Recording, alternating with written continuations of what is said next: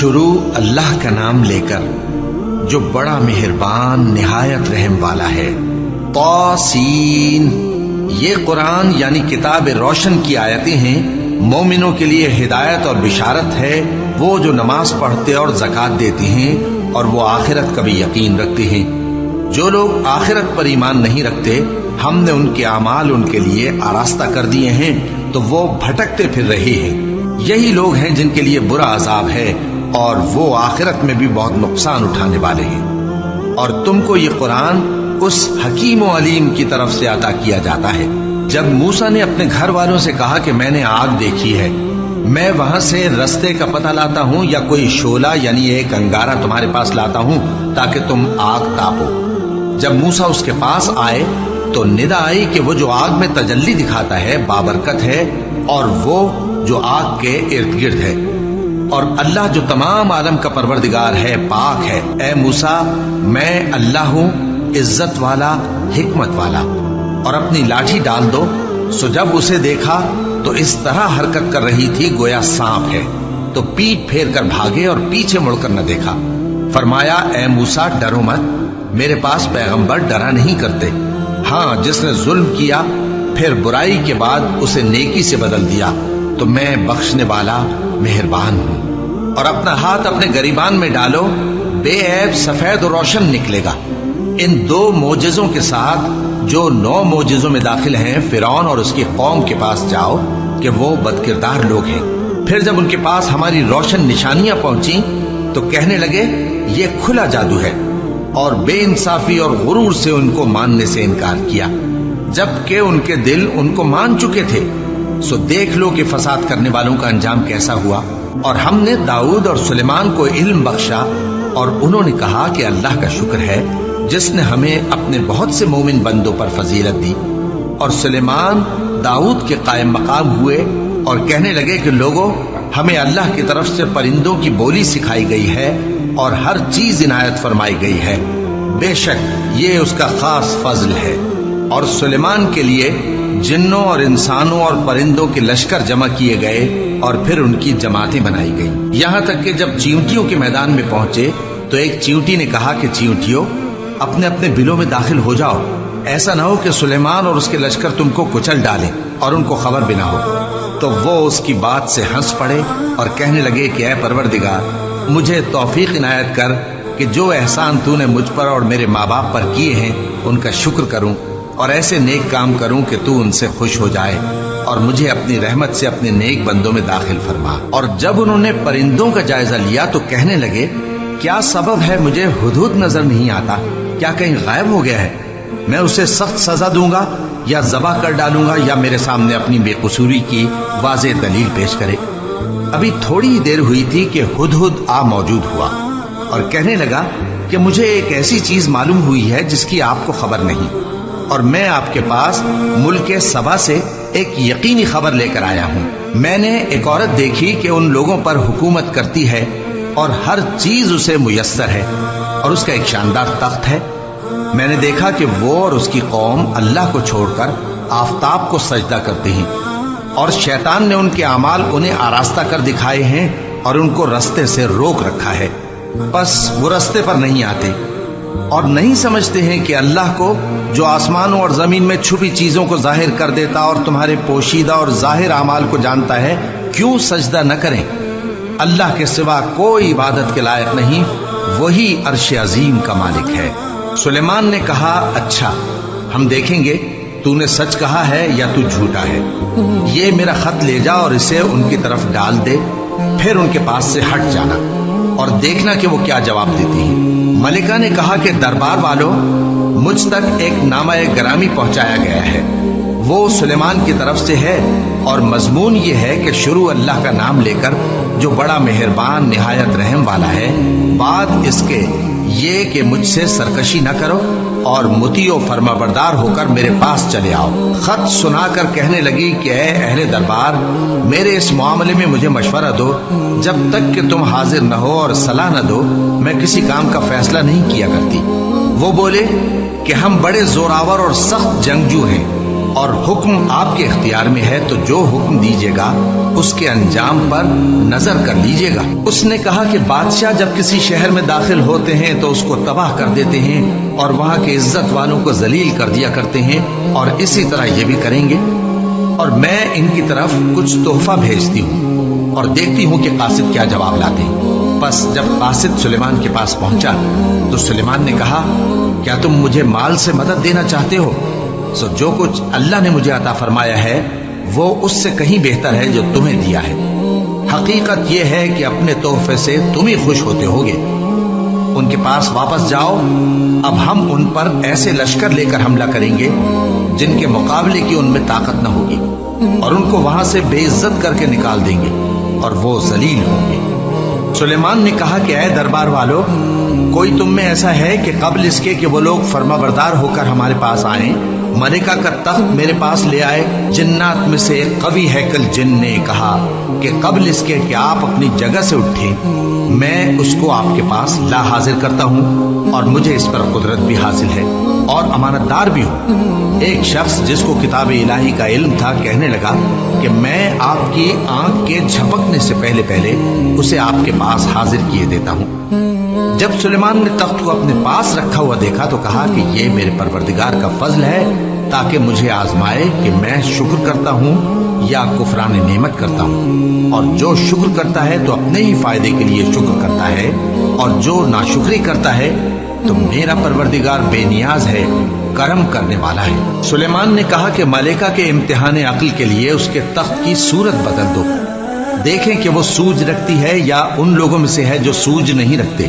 پھر جب وہ آ پہنچی تو پوچھا گیا کہ کیا آپ کا تخت بھی اسی طرح کا ہے؟ اس نے کہا کہ یہ تو گویا ہو بہو وہی ہے، اور ہم کو اس سے پہلے ہی سلیمان کی عظمت و شان کا علم ہو گیا تھا، اور ہم فرما بردار ہیں۔ اور وہ جو اللہ کے سوا دوسروں کی پرستش کرتی تھی، سلیمان نے اس کو اس سے منع کیا کہ وہ کافروں میں سے تھی۔ اس کے بعد اس سے کہا گیا کہ محل میں چلیے۔ جب اس نے اس کے فرش کو دیکھا تو اسے پانی کا حوض سمجھا اور کپڑا اٹھا کر اپنی پنڈلیاں کھول دی۔ سلیمان نے کہا، یہ ایسا محل ہے جس کے نیچے بھی شیشے جڑے ہوئے ہیں۔ وہ بول اٹھی کہ پروردگار، میں اپنے آپ پر ظلم کرتی رہی تھی، اور اب میں سلیمان کے ساتھ اللہ رب العالمین پر ایمان لاتی ہوں۔ اور ہم نے سمود کی طرف ان کے بھائی صالح کو بھیجا کہ اللہ کی عبادت کرو، تو وہ دو فریق ہو کر آپس میں جھگڑنے لگے۔ صالح نے کہا کہ اے قوم، تم بھلائی سے پہلے برائی کے لیے کیوں جلدی کرتے ہو، اور اللہ سے بخشش کیوں نہیں مانگتے تاکہ تم پر رحم کیا جائے؟ وہ کہنے لگے کہ تم اور تمہارے ساتھی ہمارے لیے برا شگون ہیں۔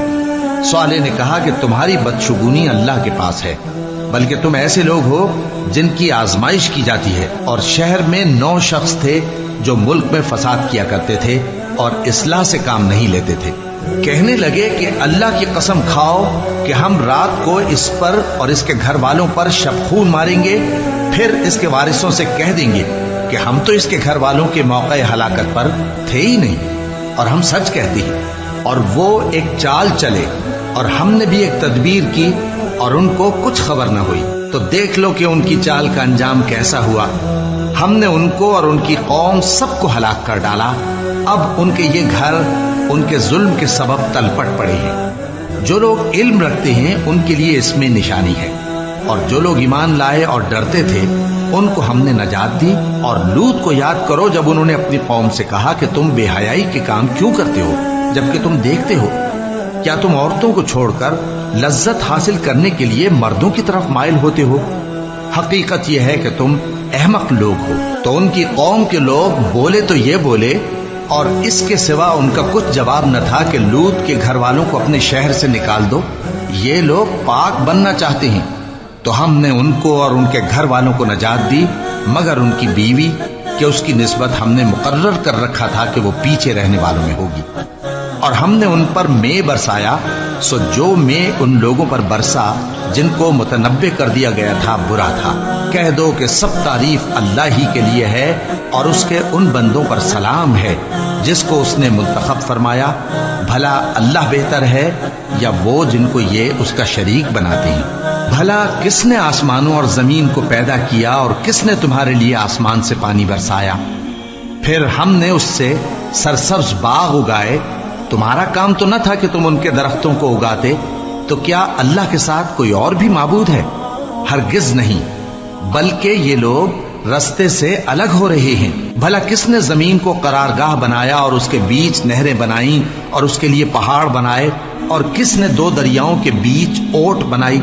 یہ سب کچھ اللہ نے بنایا، تو کیا اللہ کے ساتھ کوئی اور معبود بھی ہے؟ ہرگز نہیں، بلکہ ان میں اکثر علم نہیں رکھتے۔ بھلا کون بے قرار کی التجا قبول کرتا ہے جب وہ اس سے دعا کرتا ہے، اور کون اس کی تکلیف کو دور کرتا ہے، اور کون تم کو زمین میں اگلوں کا جانشین بناتا ہے؟ یہ سب کچھ اللہ کرتا ہے، تو کیا اللہ کے ساتھ کوئی اور معبود بھی ہے؟ ہرگز نہیں، مگر تم بہت کم غور کرتے ہو۔ بھلا کون تم کو جنگل اور دریا کے اندھیروں میں رستہ بتاتا، اور کون ہواؤں کو اپنی رحمت کے آگے خوشخبری بنا کر بھیجتا ہے؟ یہ سب کچھ اللہ کرتا ہے، تو کیا اللہ کے ساتھ کوئی اور معبود بھی ہے؟ ہرگز نہیں۔ یہ لوگ جو شرک کرتے ہیں، اللہ کی شان اس سے بلند ہے۔ بھلا کون خلقت کو پہلی بار پیدا کرتا پھر اس کو دوبارہ پیدا کرے گا؟ اور کون تم کو آسمان اور زمین سے رزق دیتا ہے؟ یہ سب کچھ اللہ کرتا ہے، تو کیا اللہ کے ساتھ کوئی اور معبود بھی ہے؟ ہرگز نہیں۔ کہہ دو کہ مشرکو، اگر تم سچے ہو تو دلیل پیش کرو۔ کہہ دو کہ جو لوگ آسمانوں اور زمین میں ہیں اللہ کے سوا غیب کی باتیں نہیں جانتے، اور نہ یہ جانتے ہیں کہ کب زندہ کر کے اٹھائے جائیں گے، بلکہ آخرت کے بارے میں ان کا علم ختم ہو چکا ہے، بلکہ یہ اس کی طرف سے شک میں ہے، بلکہ یہ اس سے اندھے ہو رہے ہیں۔ اور جو لوگ کافر ہیں کہتے ہیں کہ جب ہم اور ہمارے باپ دادا مٹی ہو جائیں گے تو کیا ہم پھر قبروں سے نکالے جائیں گے؟ یہ وعدہ ہم سے اور ہمارے باپ دادا سے پہلے سے ہوتا چلا آیا ہے، کہاں کا اٹھنا اور کیسی قیامت؟ یہ تو صرف پہلے لوگوں کی کہانیاں ہیں۔ کہہ دو کہ ملک میں چلو پھرو، پھر دیکھو کہ گناہگاروں کا انجام کیا ہوا ہے، اور ان کے حال پر غم نہ کرنا، اور نہ ان چالوں سے جو یہ کر رہے ہیں تنگ دل ہونا۔ اور کہتے ہیں کہ اگر تم سچے ہو تو یہ وعدہ کب پورا ہوگا؟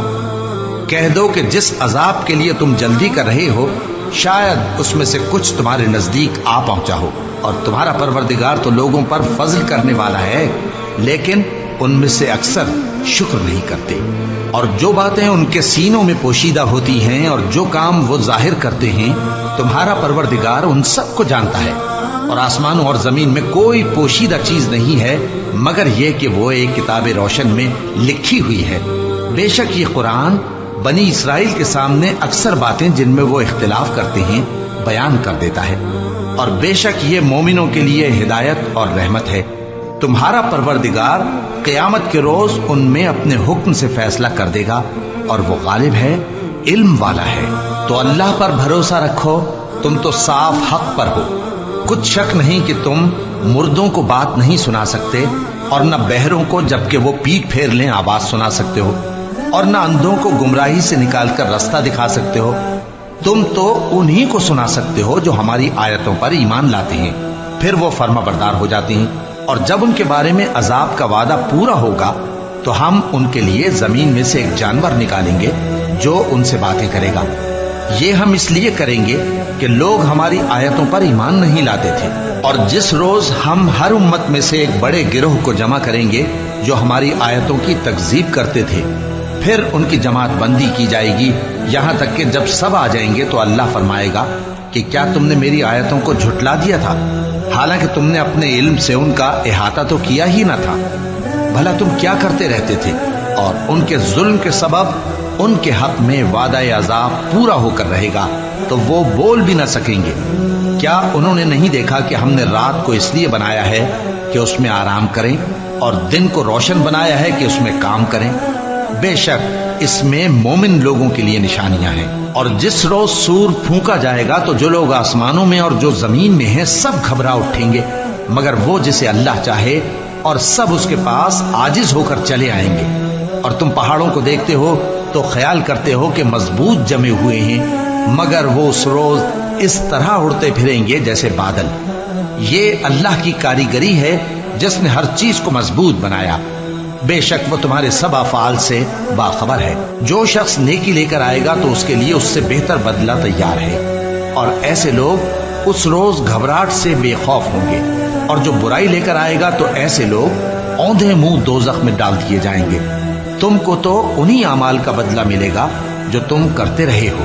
کہہ دو مجھ کو یہی ارشاد ہوا ہے کہ اس شہر مکہ کے مالک کی عبادت کروں جس نے اس کو محترم بنایا ہے اور ہر چیز اسی کی ہے، اور مجھے یہ بھی حکم ہوا ہے کہ میں فرما بردار رہوں اور یہ بھی کہ قرآن پڑھا کروں۔ اب جو شخص راہ راست اختیار کرتا ہے تو اپنے ہی فائدے کے لیے اختیار کرتا ہے، اور جو گمراہ رہتا ہے تو کہہ دو کہ میں تو صرف خبردار کرنے والا ہوں۔ اور کہو کہ اللہ کا شکر ہے وہ تم کو عنقریب اپنی نشانیاں دکھائے گا تو تم ان کو پہچان لو گے، اور جو کام تم کرتے ہو تمہارا پروردگار ان سے بے خبر نہیں ہے۔